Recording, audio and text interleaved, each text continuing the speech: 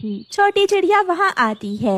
ये किसान की पत्नी बहुत दयालु है। ये हम छोटे पक्षियों का बहुत ख्याल रखती है। चिड़िया कुछ दाना खा लेती है और कुछ अनाज अपने बच्चों के लिए लेकर वहाँ से चली जाती है।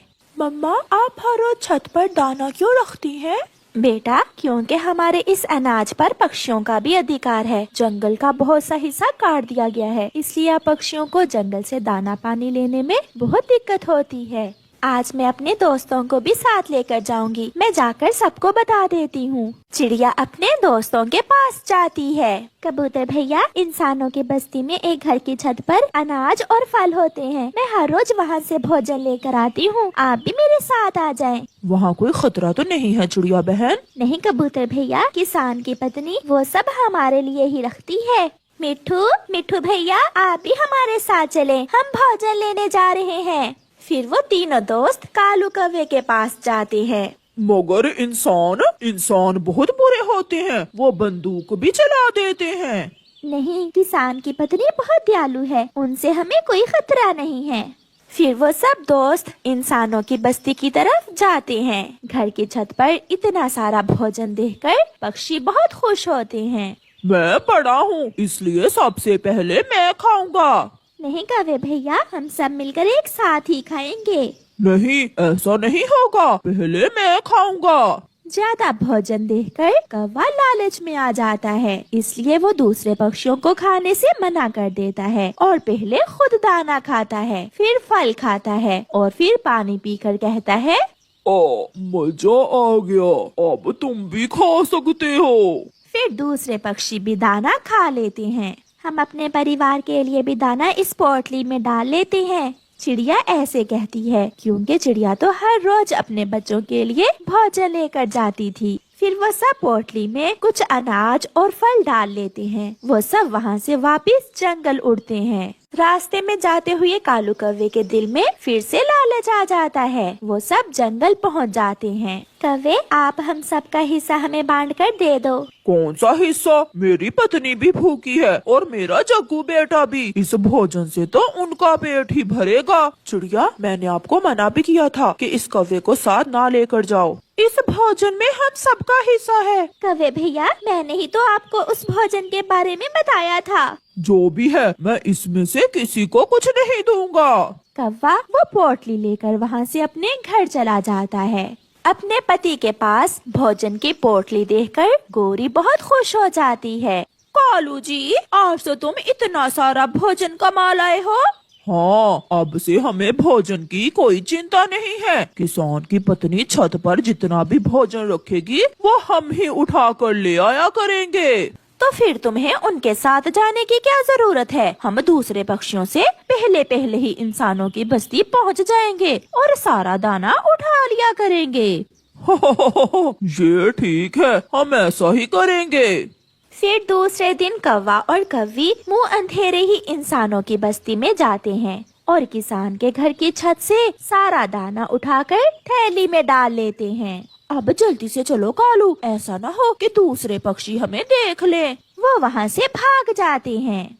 किसान की पत्नी भी सीढ़ी लगाकर ऊपर आती है। मैं तो समझी थी कि लालची हम इंसान ही होते हैं, मगर ये कौवे तो हम इंसानों से भी 2 हाथ आगे हैं। पक्षियों, आप दाना खाओ, पानी पियो और ये कौवे इसी पिंजरे में ही रहने दो, इनकी अकल ठिकाने आ जाएगी। मैं मर जाऊंगा। दोस्तों, मुझे छोड़कर न जाना, मैं मर जाऊंगा। मैं तो कैद में एक दिन भी जिंदा नहीं रह सकता। फिर वो सब पक्षी किसान की पत्नी से कहते हैं, माँ जी, इन्हें माफ कर दें, इन्हें अपनी गलती का एहसास हो गया है। माँ जी, पहले इनसे पेपर साइन करवा लें कि ये फिर कभी लालच नहीं करेंगे। फिर चिड़िया, कबूतर और तोता इंसानों की बस्ती की तरफ जाते हैं। यहाँ तो कुछ भी नहीं है, केवल इस कटोरी में पानी ही है। जिसने पानी रखा उसने दाना भी रखा होगा। ये जरूर उन कौवों का ही काम है। हम उनसे पहले नहीं, बल्कि वो हमसे पहले ही दाना उठा कर ले गए हैं। हम शिकायत करेंगे। हम किसान की पत्नी से दुष्ट कौवों की शिकायत करेंगे।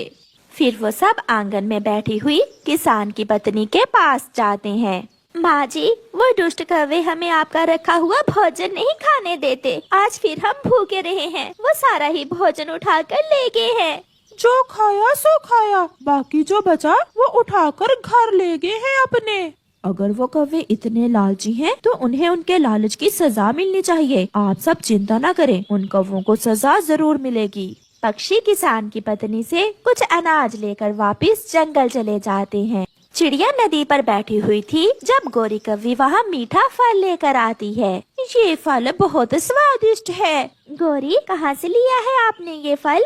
ये फल मेरी माँ लेकर आई है मेरे लिए। आपकी माँ लाई है या किसान के घर की छत से उठा कर लाए हैं आप? ना ना, हम तो आज इंसानों की बस्ती में गए ही नहीं। दूसरे दिन सुबह सवेरे ही कौवा और कौवी फिर से इंसानों की बस्ती की तरफ चले जाते हैं, मगर आज छत पर दाना नहीं था, बल्कि वहाँ एक पिंजरा पड़ा हुआ था जिसके अंदर कुछ अनाज और कुछ फल थे।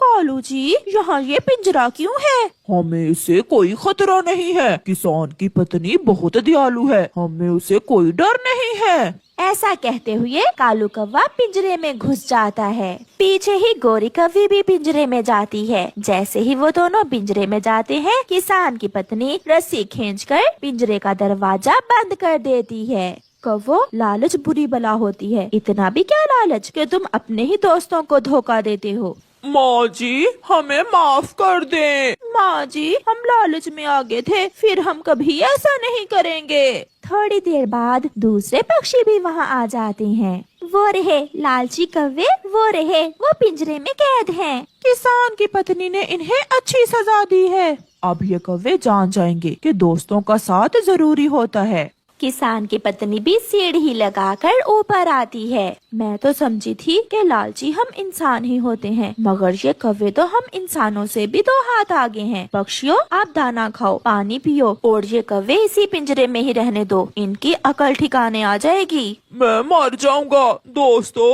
मुझे छोड़कर न जाना, मैं मर जाऊंगा। मैं तो कैद में एक दिन भी जिंदा नहीं रह सकता। फिर वो सब पक्षी किसान की पत्नी से कहते हैं, माँ जी, इन्हें माफ कर दें, इन्हें अपनी गलती का एहसास हो गया है। माँ जी, पहले इनसे पेपर साइन करवा लें कि ये फिर कभी लालच नहीं करेंगे।